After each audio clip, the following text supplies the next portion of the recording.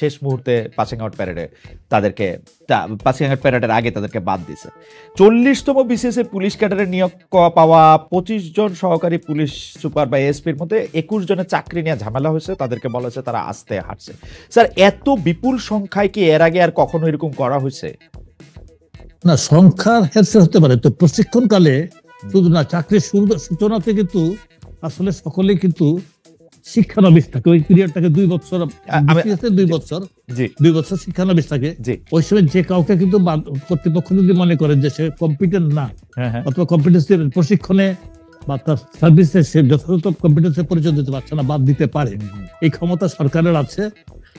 কিন্তু এখানে এতজনকে আগে কখনো বাদ দেওয়া হয়েছিল কিনা আমি ঠিক এটা বলতে পারবো না, তবে বাদ দেওয়ার ব্যাপারটা এটা অবজেক্টিভলি হওয়া উচিত। এবং এখনো কাউকে যদি কেউ যদি পুনর্বিবেচনা আবেদন করে, সেটা যাতে যথাযথভাবে পুনর্বিবেচনা করা হয়।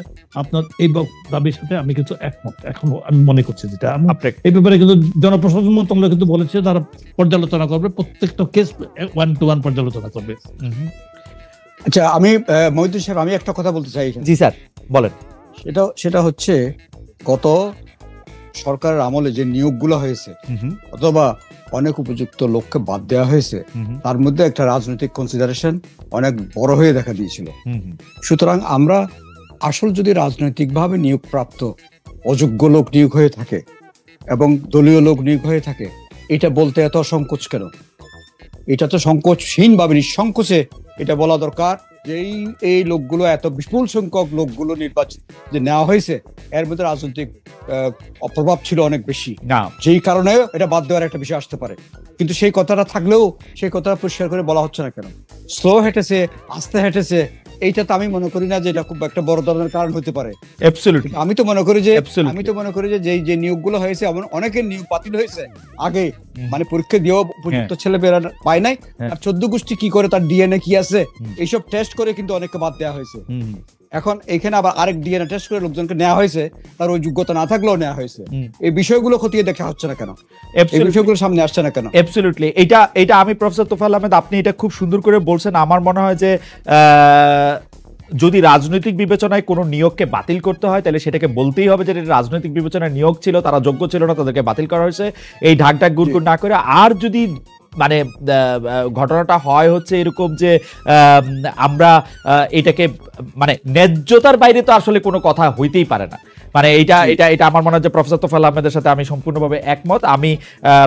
আমি একটু দর্শকদেরকে জানতে চেয়েছিলাম, আমি প্রফেসর তোফায়েল আহমেদের কাছে আসছি, আমি দর্শকদের কাছে জানতে চেয়েছিলাম যে 43তম বিসিএস পরীক্ষা উত্তীর্ণ হলো, নিয়োগের প্রজ্ঞাপনে 227 জনের নাম নেই, অন্তর্বর্তীকালীন সরকার এই সিদ্ধান্ত সঠিক বলে মনে করেন কিনা? শতকরা 42% দর্শক এই সিদ্ধান্তকে সঠিকভাবে মনে করেছেন, শতকরা 58% দর্শক মনে করছেন এটা সঠিক নন। এটা হচ্ছে 79,000 দর্শক এটার মধ্যে ভোট দিয়েছেন। প্রফেসর তোফায়েল আহমেদ, আমি স্থানীয় সরকার নির্বাচন নিয়ে আপনারা দলীয় প্রতীক না রাখার পক্ষে সুপারিশ করেছেন, কিন্তু তৃণমূলের এই নির্বাচনেও কোনো না কোনোভাবে দলীয় রাজনীতি থাকবেই। দলীয় প্রতীক না থাকলেই কি দল নিরপেক্ষ নির্বাচন আয়োজন সম্ভব হয়? যারা রাজনীতিতে জড়িত তারাই সাধারণত বিভিন্ন স্তরের নির্বাচনে প্রার্থী হন, দল নিরপেক্ষ তারা জনপ্রতিনিধিত্বকে ঝামেলার বিষয় মনে করেন অনেক ক্ষেত্রেই। স্যার, আপনার মন্তব্য একটু আমরা শুনতে চাই যে আপনার প্রতীকটা বাদ দিতে কেন বলতেছেন? আচ্ছা, প্রথম কথা হচ্ছে এটা আমাদের রিকমেন্ডেশন না, আমরা এখনো রিকমেন্ডেশন ফর্মুলেট করিনি। এখন আমাদের চলছে আলাপ আলোচনা, মত বিনিময়, এটা আমরা বিভিন্ন ভাবে করছি। একটা হচ্ছে ফেসবুক, হোয়াটসঅ্যাপ, তারপরে ইন্টারনেট এবং কি বলে বিভিন্ন মাধ্যম থেকে আমরা লিখিত মতামত পাচ্ছি, আর মৌখিকভাবে টেলিফোনে জানাচ্ছে অনেকে। তারপরে আমরা সার্ভে করছি এবং বিভিন্ন মত বিনিময় করছি। ওর মধ্যে একটা মতামত খুব ডমিনেন্টলি আসছে সবার দিক থেকে যে রাজনৈতিক প্রতীকের নির্বাচন যেন না করা হয়। তাহলে রাজনৈতিক দলের লোক যে এখন প্রতিদ্বন্দ্বিতা করবেন না, এটা হলফ করে বলা যায় না, আর এটা কোনো দূষণীয় নয়, করবেন। কিন্তু দলীয় প্রতীক এবং নমিনেশন বাণিজ্য, নমিনেশনের মাধ্যমে এমন লোককে দেওয়া হয়, যেমন কত এই যে এত খারাপ নির্বাচন, এগুলোর মধ্যে দেখা গেছে ওই দলীয় মনোনয়ন পেয়ে দলীয় প্রতীক নিয়েও হেরে গেছে, কিন্তু অন্যজন জিতে আসছে এবং ভোটও পেয়েছে অনেক বেশি। তো সুতরাং এখন মানুষের চাহিদা হচ্ছে না, মানুষ যে বলতে চাচ্ছে যে আমাদের লোকাল গভর্নমেন্ট নির্বাচনটা অন্তত দলীয় প্রতীকে না হোক, তা আমরাও ঠিক এটা রিকমেন্ডেশন গুলো পাচ্ছি, কিন্তু আমরা মানুষের কাছ থেকে সুপারিশ পাচ্ছি, এখনো কিন্তু রিকমেন্ডেশন ফর্মুলেশন স্টেজে আমরা যাইনি। রিকমেন্ডেশন ফর্মুলেশনটা আরো হয়তো 1 মাস পরবর্তী সময়ে আমরা এই কাজটা করব। আমরা এই মাসের প্রায় শেষ সপ্তাহ পর্যন্ত আমরা মত বিনিময় সভা এবং মানুষের মতামত গ্রহণ করাটার মধ্যে আছি।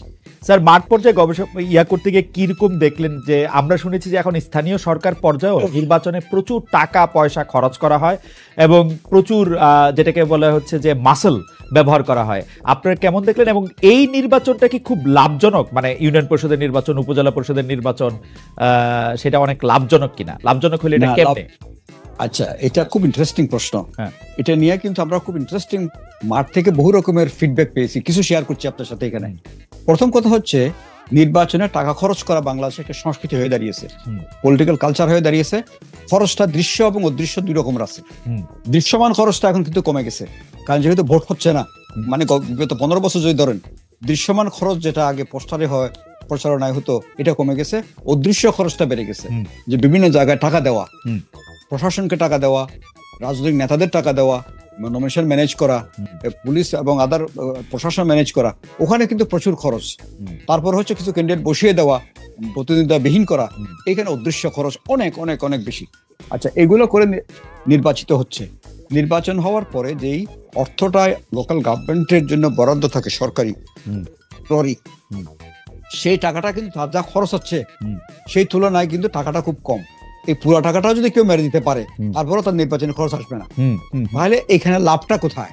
জি স্যার, এটাই হচ্ছে $100 কোশ্চেন। হ্যাঁ, সেটা হচ্ছে আসলে এইসব নির্বাচনে জয়ী হওয়া এটা একটা লাইসেন্স। এইটাকে একটা লাইসেন্স হিসেবে নিয়ে তারা অনেক রকমের কাজ করে, যেটা লোকাল গভর্নমেন্টের কাজ না। তারা বিভিন্ন বালুমহল, জলমহল থেকে আরম্ভ করে, কন্ট্রাক্ট থেকে আরম্ভ করে অনেক কাজের মধ্যে করে অর্থ আয় করে, এবং এখানে চাঁদাবাজিও থাকতে পারে, বিভিন্ন রকমের কিছু। সুতরাং এটা লাভজনক হচ্ছে একটা পেশা, পলিটিক্যাল রাজনৈতিক পেশা হিসেবে, রাজনীতি পেশা হিসেবে এই লাইসেন্সটা থাকলে তার জন্য অনেক বেশি সহজ হয়। এই লাইসেন্সটা না থাকলে তার পক্ষে কিন্তু এটা কিছুটা ডিফিকাল্ট হয়। কিন্তু স্যার, আপনি তো কোনো সংস্কার কইরা এইটা আপনি বন্ধ করতে পারবেন না, কারণ আপনি একদম পরিষ্কার বললেন, এই যদি 2 লাখ টাকা বা 2 কোটি টাকা খরচ করে নির্বাচনে আসে, এর বরাদ্দই তত নাই যে 2 লাখ বা 2 কোটি টাকা তুলে নিতে পারে। তারপরে সে মাস্তানি করার জন্য, বালুমহল, জলমহল এগুলি দখল করার জন্য সে এগুলি করে, এবং এই সার্টিফিকেটটা, এই লাইসেন্সটা সে কাজে লাগায়। এখন যদি রাজনৈতিক দলগুলি সংস্কার না করে, এটা চলতেই থাকবে। আপনি স্যার সংস্কার করে এটা কেমনে বন্ধ করবেন? মানে উপায়টা কি? না, এখানে লোকাল গভর্নমেন্টের ভিতরে আরো অনেকগুলো জিনিস আছে সংস্কারের। রাজনৈতিক সংস্কার যেটা, সেটা রাজনৈতিক দল সমাজকে সার্বিকভাবে করতে হবে, সমাজের এই সংস্কৃতির পরিবর্তন এটা করতে হবে। এখন এই যে বিরাট একটা পরিবর্তন দেশে হলো, তারপরে যদি আমাদের শিক্ষা না হয়, তাহলে তো কিছু করার নেই জাতিকে। কারণ এখন তো শিক্ষা হওয়া উচিত যে এগুলো করে কোনো লাভ হয় না, এত রকম করে মেকানিজম করে কোনো লাভ হয় না।